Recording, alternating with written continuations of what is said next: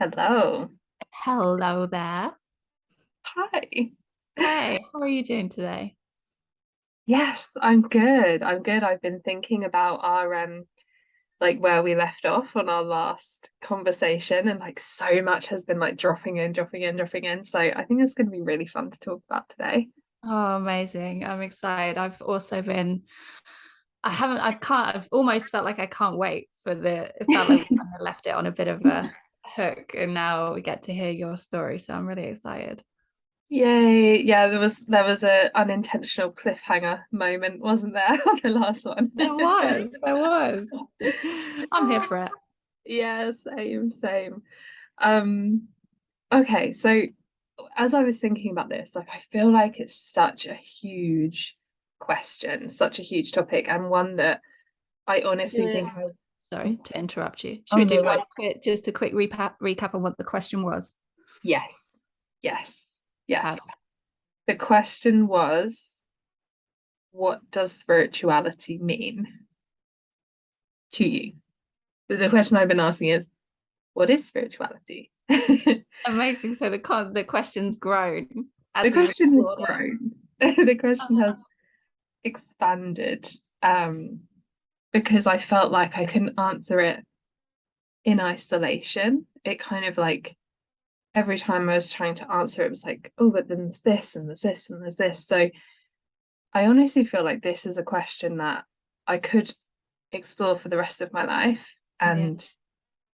and that's so lovely. But one thing I realized, um, it was like this line that came in that was spirituality is not a personality trait.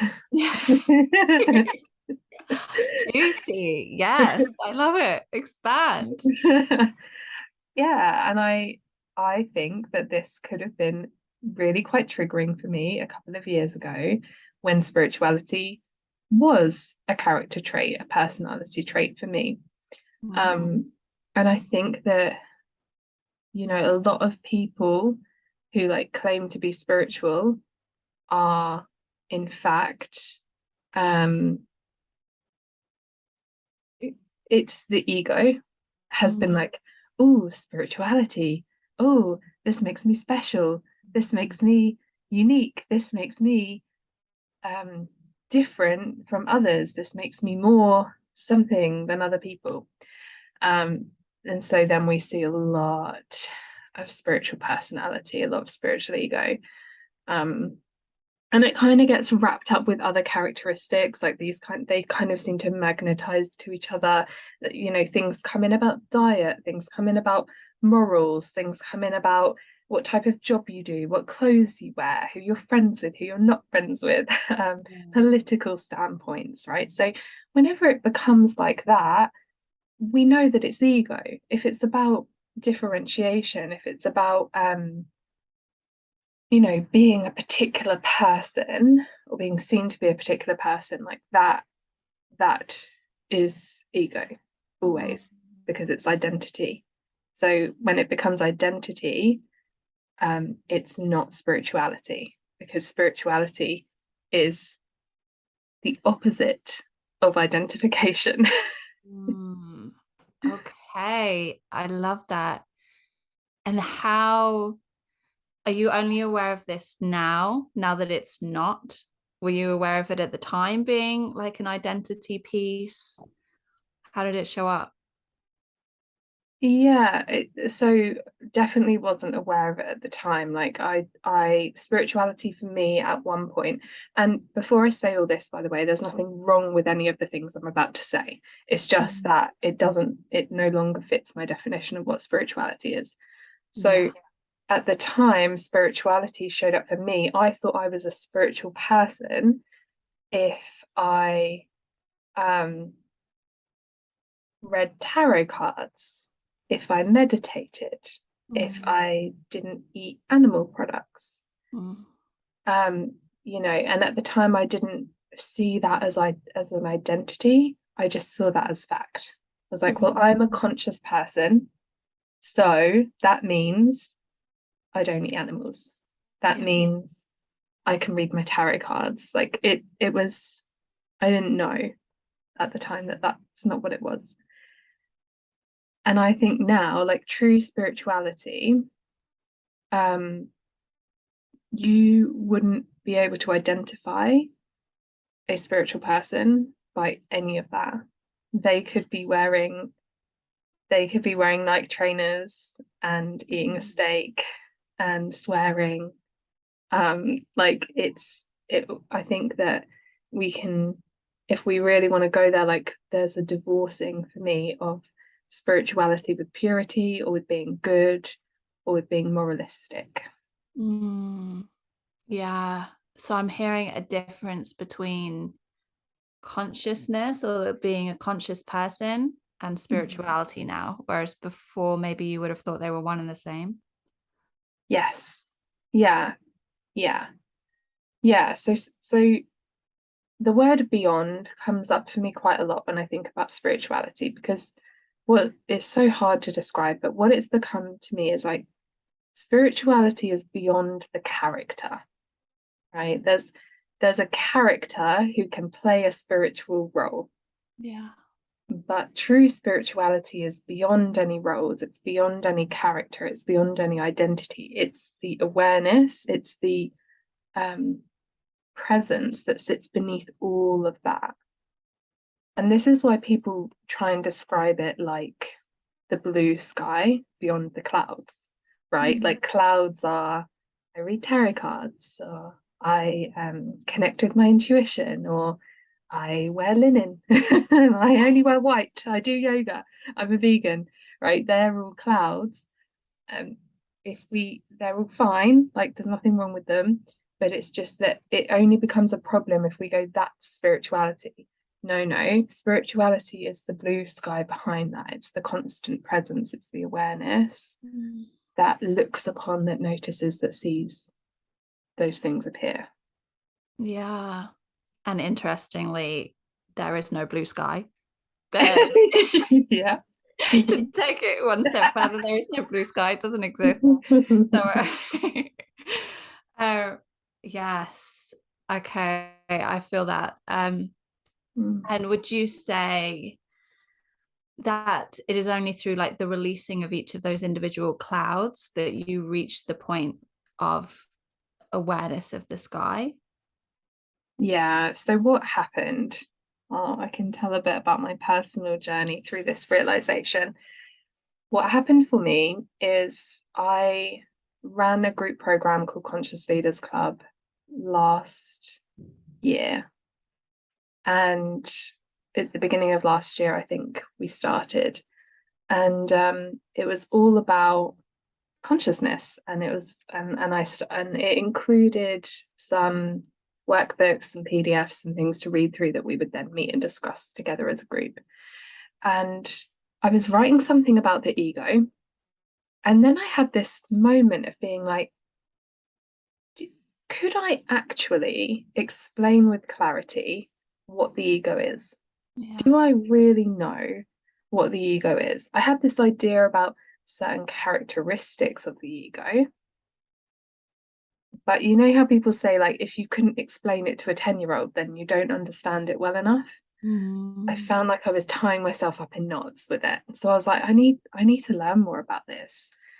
So I started to do some research, and I feel like I became a lot clearer about what the ego is, which that exploration led me to realizing that the ego is so much more than I had given it credit for. It's so much bigger. And that in fact, even if you're a spiritual person, often the ego is running your entire life still. Which is confronting. Yes. I imagine. Well, I know, but yes, confronting. Really hard, right? Because if you're a spiritual person, you're spiritual in the way that we were saying, there's a feeling of like the ego is bad. Yeah. And then to say, oh, it's running my whole life, like it can become very difficult. There can be a lot of shame, there can be a lot of fear. But my definition of the ego now subject to change, I'm still learning so much about all of this, is that there's a word, and I think it's a Sanskrit word called samskaras, which to me, I'm like, the collection of samskaras is the ego. So samskaras are patterns. They're things that you've taken in, that you stored within you, that are like programs. So if you think of it like a computer, if you just had a computer that was brand new, it's got nothing installed on it, that's how we were when we were first human, came into this world, blank spaces. And I mean, we could get into thinking about like, yeah, how are you programmed by your genetics and all that, but let's put that aside for a second and just go, you're a blank space. All the things that happen to you, all the experiences you have, they are like computer programs that are being installed, that are being uploaded, and that becomes your operating system. And you give that operating system a collective name of I. So you think that all of your programs are you, and so you can't see that from within there. Yeah, even if they're beautiful, positive, wonderful programs that are effective, Yeah, it's still I. yeah, it's your whole personality. It's, I like the color purple and I don't like the color brown. Like, Yeah. that's a program. So we're not just talking about ones that cause problems or ones that are amazing. Like, literally every single thing you've ever learned Yeah. builds this character called I. And that is what the ego is. It's everything. It's all of that. And so it's the driver of every decision, of every behavior. It's like filters, it's the filter through which awareness sees the world through. So you have the awareness at the bottom, you have the world, everything happening at the top, and in between you have all of these programs which color everything that the awareness is aware of. So this is the spirituality. Yeah. This is who we think we are. And that if you identify here, you don't even know that that's down there. You're just here interacting with the world through your filters. Yeah. So that where my path has taken me is to disidentify with that, re-identify with the awareness underneath, that is a practice that's going to be one for the rest of my life. And to let go of some of those filters. But what I see happening is that people confuse spirituality. It's just another program running in that section. Yeah. Yeah. And they're using it.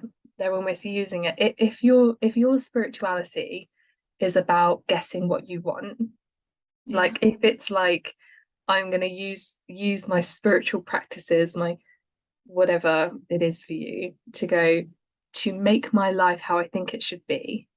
Like, you are just living in here because how you think your life should be is determined by those programs.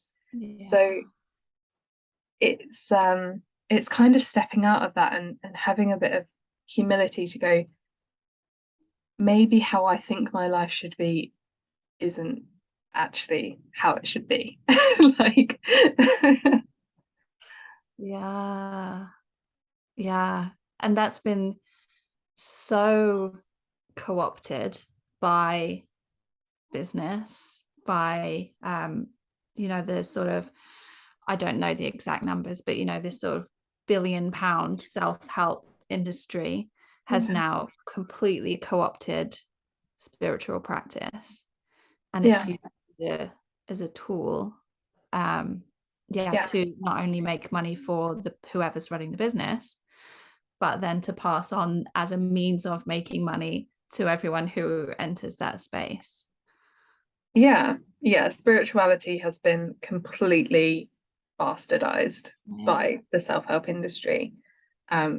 It's not, that's not what it is. Like I up until very recently, like this year, I was using my spirituality as a means to get what I want.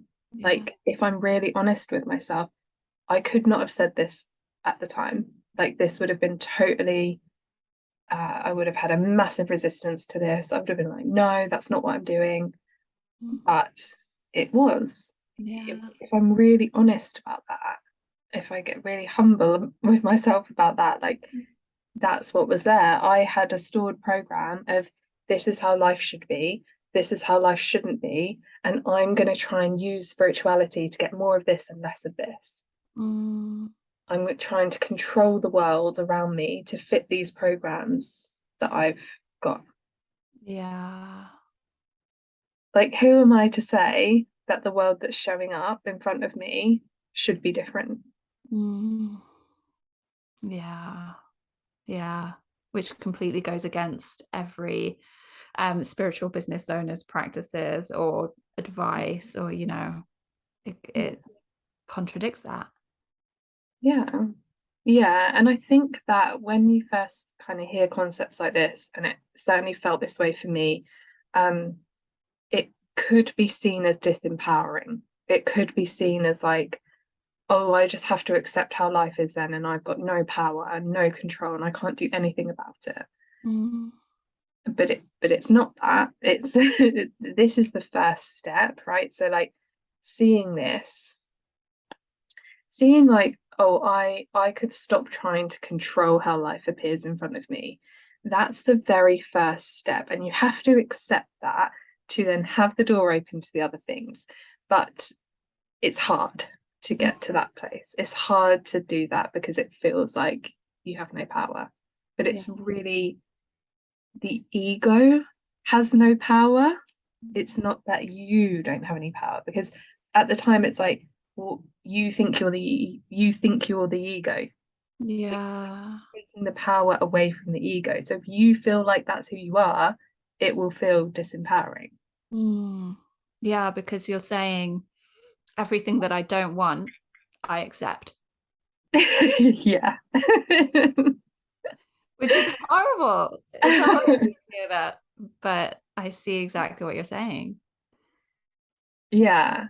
Yes. And you know, everything that's appearing in front of you right now, like anyone who's listening to this and us, like if we just look at what's right here, right now, Yeah. like it took, like, think of what it really took to appear in front of you.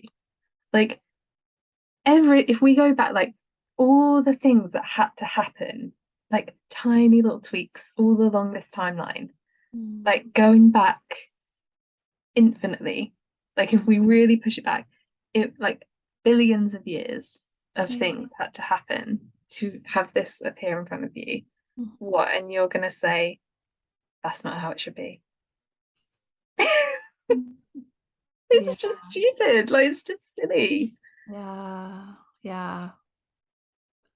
But what comes after that? At what point? You know, there's a confrontation there. I don't want to accept what I have to accept. Okay, let's just say you get past that. You're into acceptance that everything is exactly as it should be right now. Mm. Then what's there and what's if things keep coming in that are still confronting, still difficult, still not exactly as you want them, is that still the process? Yeah, this is where it gets hard, right? Because it's only so when we're saying like things are not how I want them to be, we're still within the I Yeah. that's determined good and bad, desire Yeah. and fear. Like Mm. that's where we are. So it's not to say that when we disidentify with that and we find our true selves, and like this is a process. Like this is not an overnight. I mean, some people have like overnight um awareness of this, like a moment something happens and they have a moment of clear seeing, but like most people don't have that. They have a gradual undoing, Mm. and that's hard. So like a lot of the time I'm in, I don't want this, or I Mm. do want that. Like clinging or resisting. Like that is our two states with when we're in that space. We're Mhm. either chasing something or we're resisting something. But So for example, I had a couple of glimpses, that's what they call them, of Mm. of being outside of that. And I think I told you at the time, I went for a walk and it was a beautiful day. The sun was out and I was like, this is great, this is lovely. And then um there was this swarm of flies, like these little, used to live near a river, and there's like all these little midgy fly things.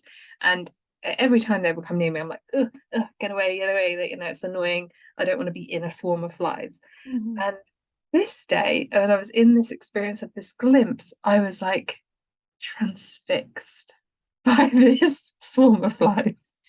Like in awe of this swarm of flies, because the program I don't like flies Mm. was not being triggered, was Mm. not being run. Mm. And it was like such a different experience. And from this place, because I'm not in that place right now, like I'm not I'm not in Yeah. a I'm not in a glimpse. Um, it's really hard to imagine that. It's really hard to see how that could possibly be the case. Um, because this from this perspective, there's a feeling of like the flies could be there and they could feel uncomfortable, and I'm gonna go, no, it's fine, this is fine, this is fine, this is fine, while being like, oh, this is really not fine. And Yeah. it's not that.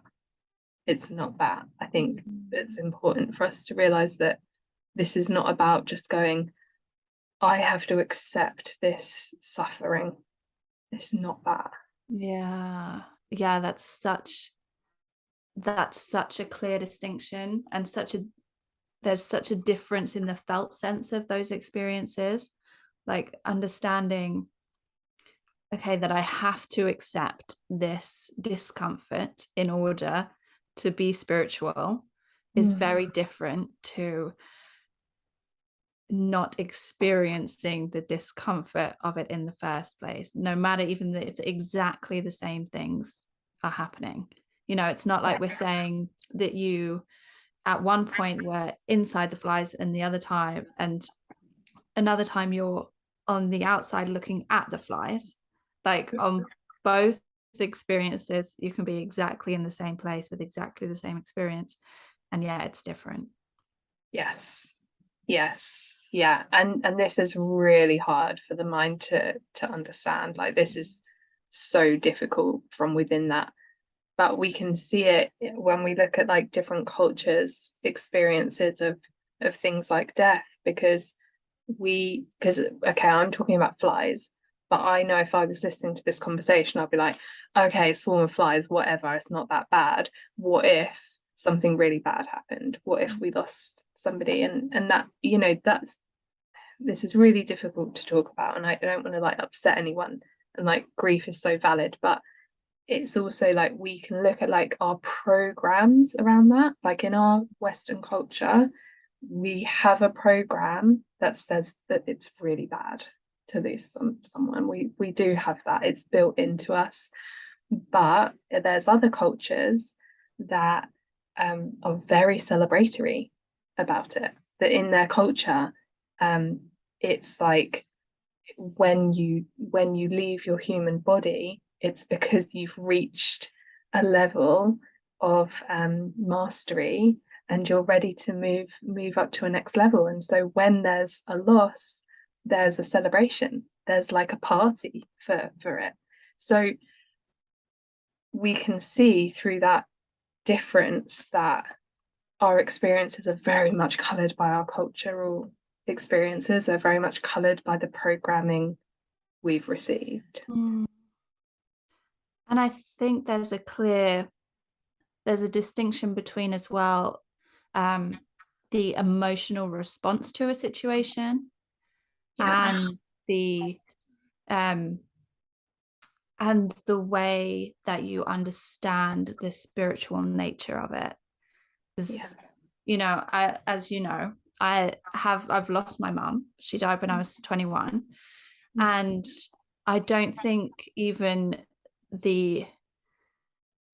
I mean, I say this from also not within a glimpse, and perhaps not having experienced the depth of glimpse that you have, but I'm not sure that any depth of spirituality could have stopped me from feeling grief or feeling heavy emotion or depth of emotion. And yet there is a different flavor in experiencing it with a spiritual awareness than experiencing it from suffering. Yeah, and I think that's what you're saying is so true, because what we're talking about here is we do things come in from the outside world, the loss of a loved one, a swarm of flies, whatever, and there is a sensation, like we have a nervous system that produces sensation within the body, which corresponds to emotions and thoughts.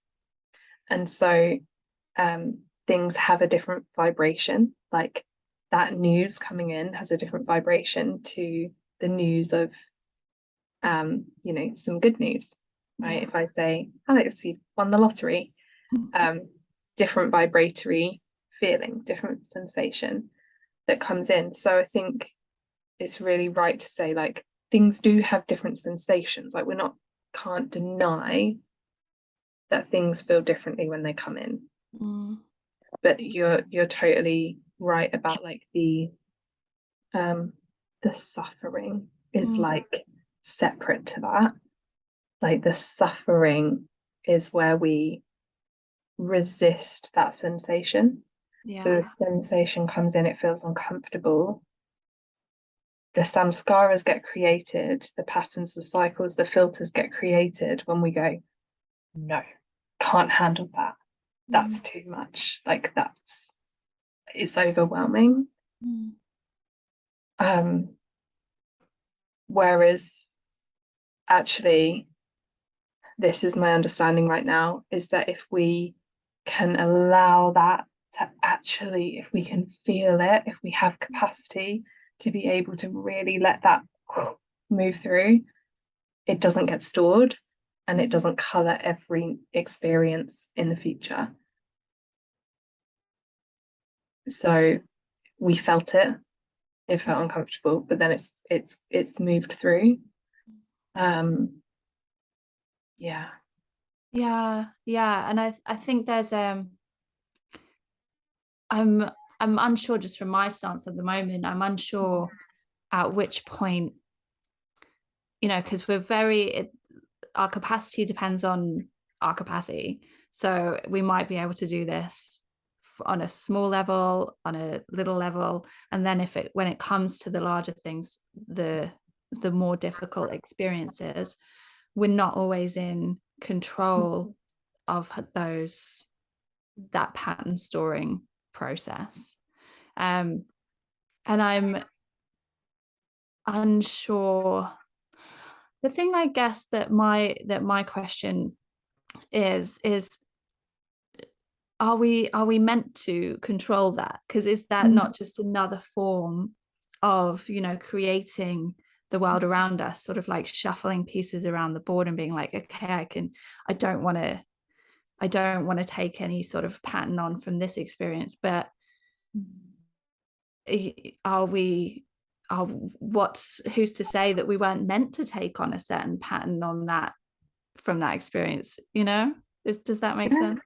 Yeah, there's definitely something about soul journeys, soul growth, like what we're here to experience. But then that's still from the I, isn't it? Because it's still forming the construction of an I. Yeah. So I think where I'm at with this is I'm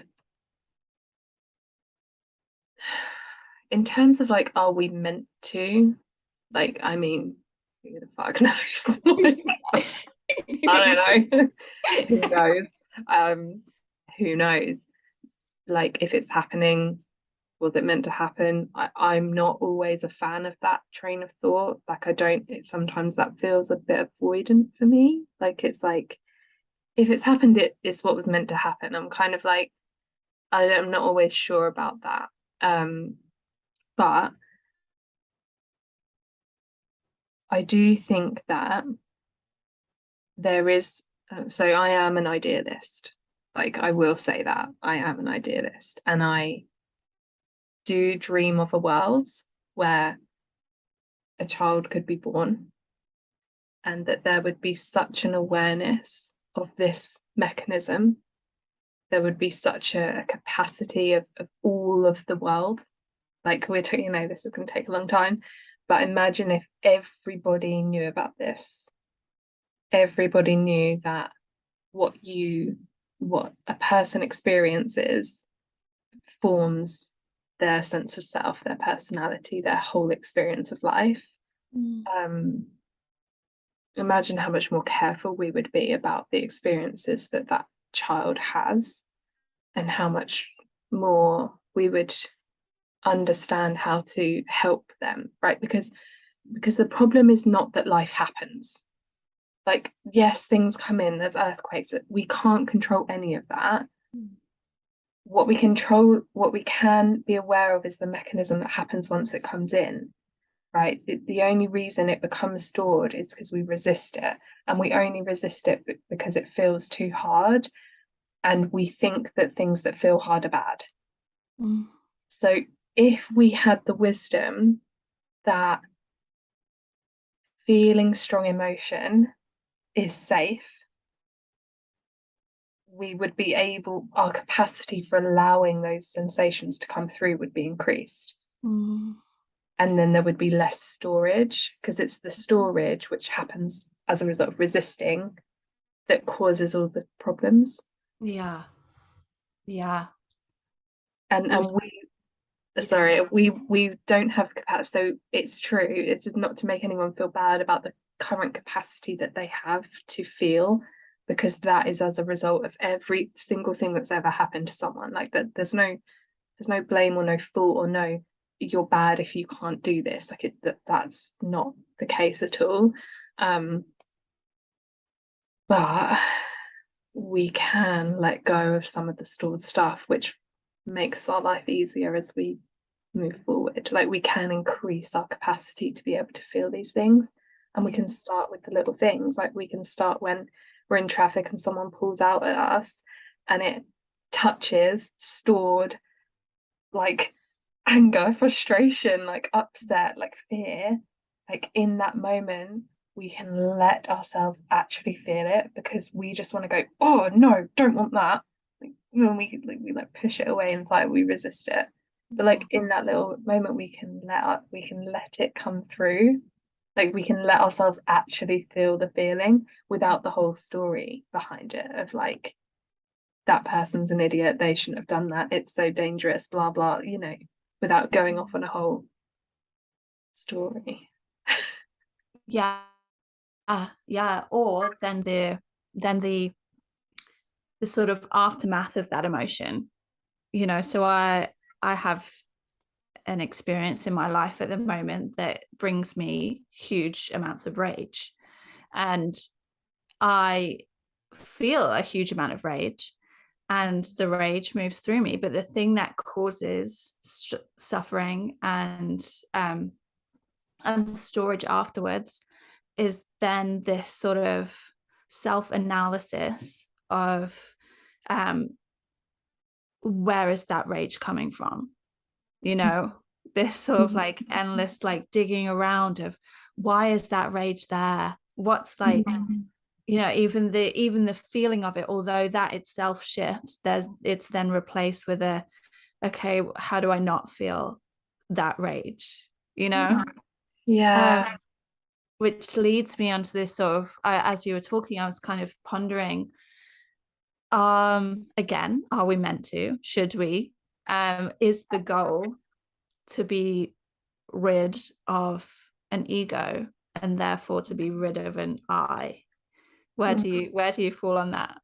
That's challenging for me. Like, that's the point where my ego says, no, I can't go that far. Yeah. Yeah. yeah, so a lot of people do go down that path of saying like there is no I. Um, my opinion on that personally is that I think that it makes it extremely confusing for people and it makes it extremely challenging, and that it's a barrier. Yeah. It's a barrier to say that because we live in a world that exists on I. Like it is so fundamental. You know, I exist because you get given a name, right? Like if you have a name, you have an I, and we get a name as soon as we're born. Mm. So, you know, it's really, really hard to undo that. So I don't go down the route of saying there should be no I and we should completely disidentify. There are people who refuse to use the word I, and I just think that's silly. Each to their own. Seems like Yeah. silliness to me, because what I think is that it's not that we no longer have an identity. I think I when I first started studying like non-duality, I would end up feeling really ill, like ungrounded, mentally ill, like Yeah. completely disoriented, like it was horrible. And I don't think anyone should have to go through feeling that to have this understanding. I think it's a lot simpler than that. And I think there's a lot of people talking about this who make it really, really, really complex. So for me, it seems like it's not that there's no I, it's that I disidentify from the ego I and I re-identify with the true I, which is the awareness. Mm. So I am the awareness rather than I am the character. Mm. Yes. That I'm like half on board, half like one toe in, one toe out, because there's a piece of me which is responding with, yes, I can really resonate with that. I feel that. And there's another piece of me that's saying, um, this is, what about the experience of life? The experience of life is what life is, is kind of is all there is. Like, if we are simply an awareness of an experience, are we missing something? Oh, yeah, it's weird, isn't it? Because um for me, the I awareness is the only one who can truly experience life.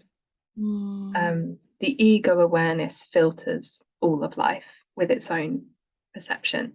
Mm. So it's not getting a true experience of life, it's getting an experience of I stored a pattern that says I don't like swarms of flies.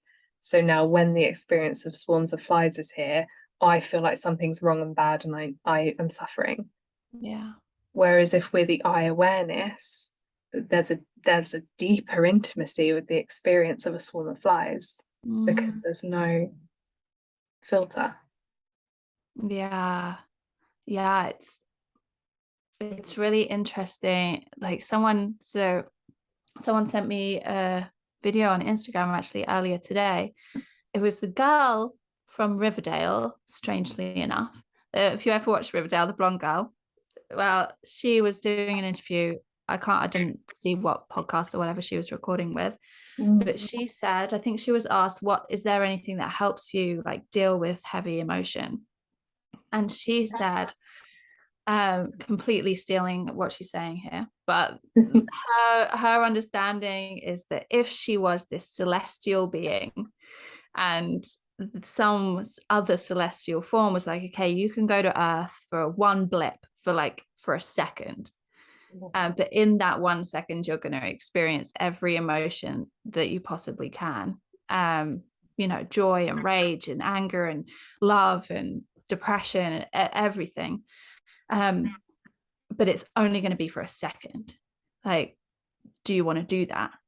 And her as a celestial being is like, yes, of course, absolutely, I definitely want to do that.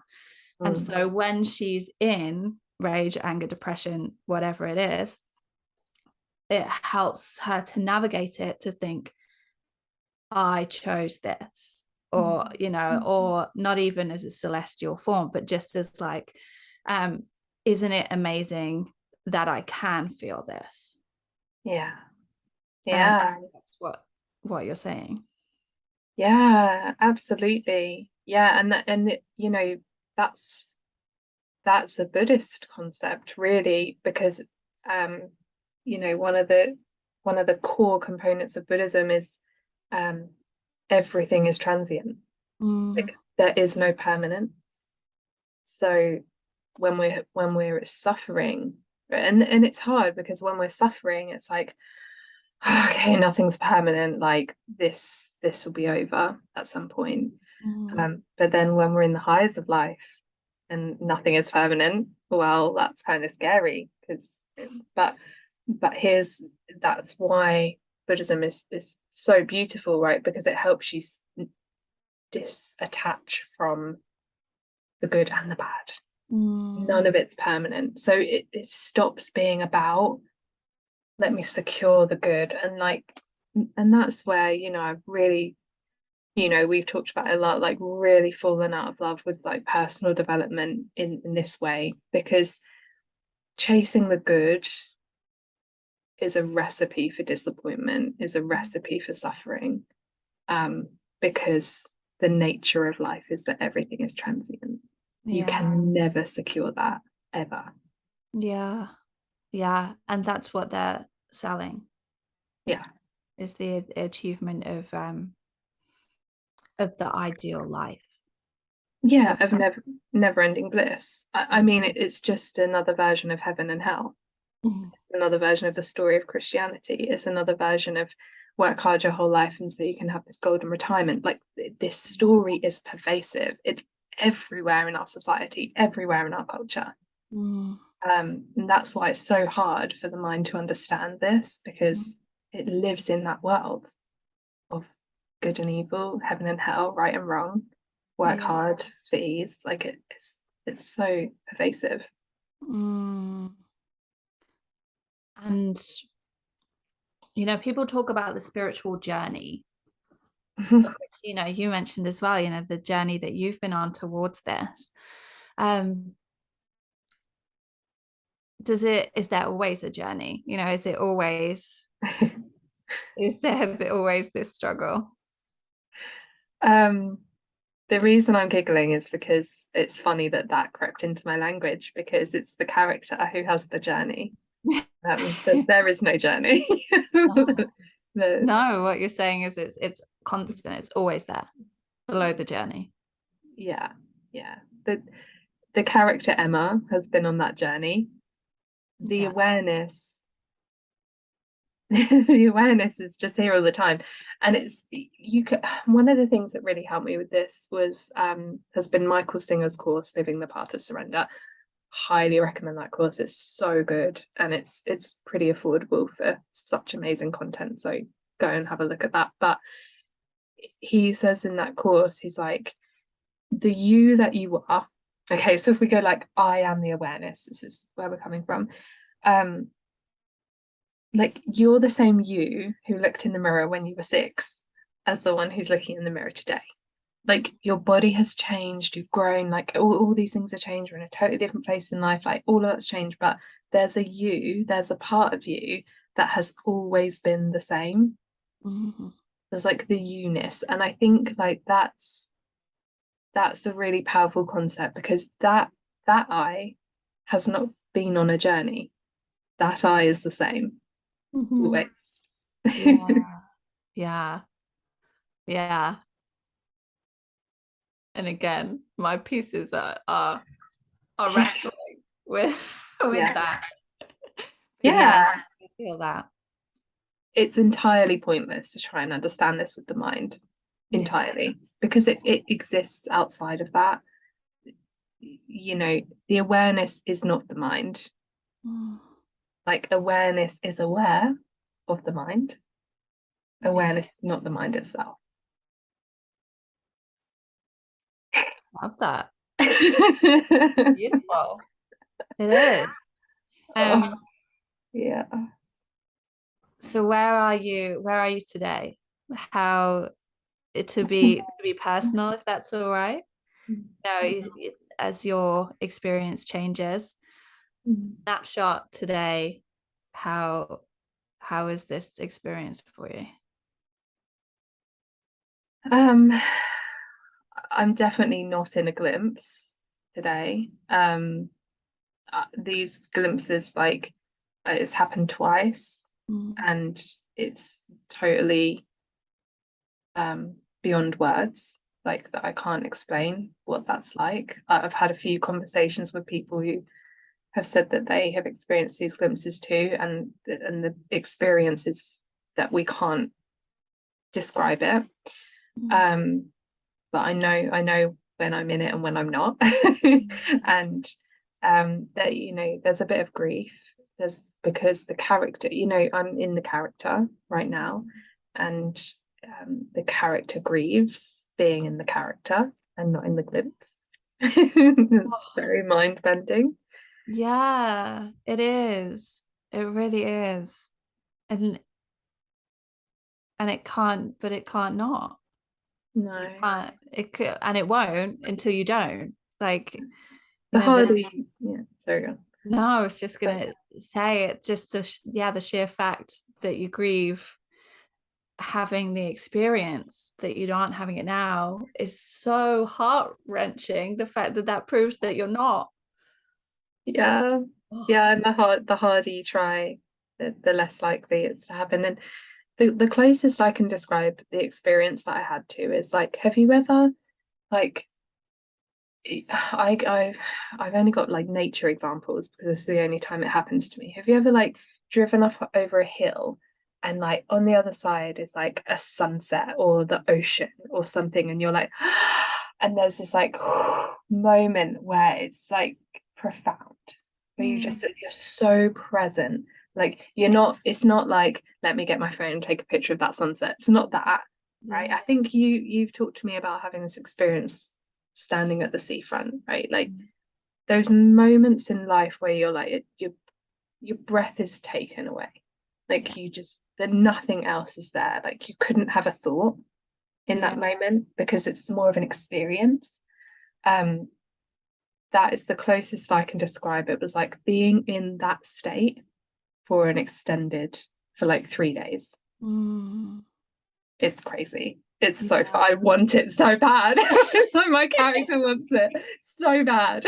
And I take it that's enlightenment. The point at which you reach a consistent level. Is it possible to have a consistent, like that's just the experience all the time? I don't know if that's possible for this character, this being that I am. I mean, there's certainly been individuals who have that. I mean, Jesus, Buddha. Mm. Um, there's many, but But I do wonder, are there not little niggly thoughts in Jesus's mind? I'm not sure. Like or there I've heard, I mentioned this to you I think before. I heard this and I still can't remember it, but there's a monk who said, who was asked, do you still get these thoughts? And he was like, all the time. So yeah, the thoughts don't stop. yeah, You're just not identified with them. yeah. And I don't think that anyone's perfect. So if we take Jesus, for example, there was it's reported, who knows? I mean, who knows? It's so long ago, we have no idea what really happened, but it does say somewhere that when he was on the cross, he said something like, "Why has my father forsaken me?" Something like that. Mm, And if we look at Jesus as a spiritual teacher and not a Christian, which is how I look upon Jesus as a spiritual teacher. When he says my father, he's talking about the awareness, right? mm, Like my father is the awareness, it's the constant. So um it seems like he slipped out of it seems like most of the time we're in character and we have the glimpses of awareness. Maybe his experience is just swapped, like he's mm, mostly in awareness, and then there's yeah, moments of glimpses into characterhood, and it's when he's in his greatest suffering. yeah. um I don't know, I mean, I'm pretty sure the Buddha was fully enlightened. Yeah. I mean, it's probably incredibly blasphemous for me to even question, but the part of me, and I've kind of fully appreciate that this comes from my ego, from that I sort of sees that there's we would not be in a human body with the capacity for um for egoic thought, for the mind, if that wasn't meant to be our Yeah. experience. So that's, you know, if we I am curious, like there's a doubt that in me that humans can be fully enlightened all the time. Yeah, yeah. I mean, yeah, who knows? And I I, think it was funny actually that you said that you're an idealist, because I have this um pure I used to, my screen name on MSN, or you know, MySpace or something years ago, used to be cynical idealist, because I do navigate completely in the center um of this experience, of this understanding, where I'm like, yeah. and which I, as you know, I do with every single experience that I have. I hold both understandings, I hold both sides of every coin, um and it's a gift and a curse. But yeah, I wonder if humans should, I don't know. Yeah. I mean, one way that I heard, I think it was like Eckhart Tolle said this, and I am and I'm not a fan of the way that Eckhart Tolle speaks about this. So I do kind of take his perspective with a pinch of salt. But one thing that he said about this, which really resonated, was that his theory is that it's an evolutionary step. So that ego was useful, right? So like before language, before language, right? Let's take like chimpanzees. There's like grunts, right? Noises that mean things. And it became useful to be able to go, this particular, when I do this particular grunt, I'm talking to you. Mm-hmm. This you monkey here that has this job in our pack, I'm talking to you. That was helpful for the evolution, that was helpful for what we needed. And so his theory is like, it's been purposeful, but there will come a point where it's evolved out of, and we go into something else. And I quite like that idea, because if you think of evolution, it's kind of like little, like if you think of like Jesus, boom, Buddha, boom, like it's like individuals having this experience because it's being, if we like zoomed out and we saw this huge perspective, it's like ego and having an eye is like a minuscule experience on that spectrum. So Yeah. I agree, like it's obviously necessary right now because it's here. So it does serve a purpose in the world that we live in. Um, but does it always have to? Does it always need to? Are we on a journey out of it? Like that's kind of where I'm at. Oh, that's so interesting. The image came to mind of like a shoal of fish, or a flock of, is it called a flock of swallows or swifts, you know, when they move as one motion. Like there's no communication there. You know, the birds aren't all saying, let's go to the left, let's go to the right. Like, and there's no leader either. If you've ever watched those, I think they're swifts, aren't they, when they flow in those patterns. Like it's so beautiful. Like there is like geese flying a point. There's a clear leader, whoever's taking the geese somewhere. But yeah, it's that kind of it's that more below communication style of communication. Yeah, absolutely. And if we, because we're here for such a short time, aren't we, in terms of like human evolution? And I can't even imagine, like if we zoom forward even 500 years, like I think it's possible that like everyone could be living in that state of awareness, because there is, as you say, then there would be like potentially heightened um like other senses maybe heightened, and there could be more of that like unity between, yeah, we could move like shoals of fish, we could become, become more like ants in in a way or something. um who knows, Yeah, who knows? yeah, Like humans 500 years ago were not having conversations like this. So I yeah, don't know. I like that theory though. I think it makes sense to me. It kind of satisfies that question in me a little bit. yeah, that's true. Yeah, it quietens that argument. Yeah, yeah. But I mean, who knows? I think that whenever we get to a point where we're going, this is the truth, we're fully in identified ego. So Yeah, um, yeah, I have no idea. I have no idea. I love that. I think that's a perfect place to close if you feel, unless you feel as though there's anything more. I don't think so.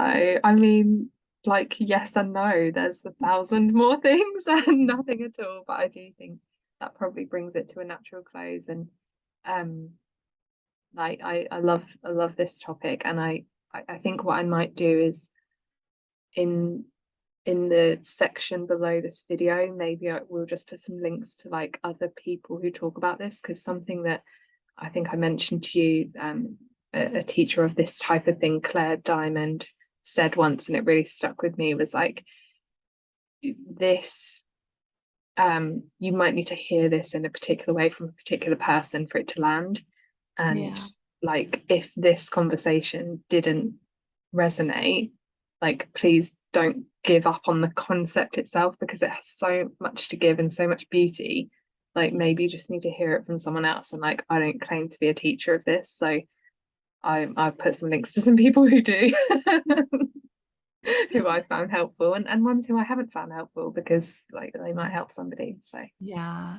Yeah. And also similar, like not similarly, but and also um you have definitely helped me expand my thinking on this. Um, we've had many conversations both directly about this and indirectly about this, and um all of them are very worthwhile. And I would say that maybe you are a teacher of sorts.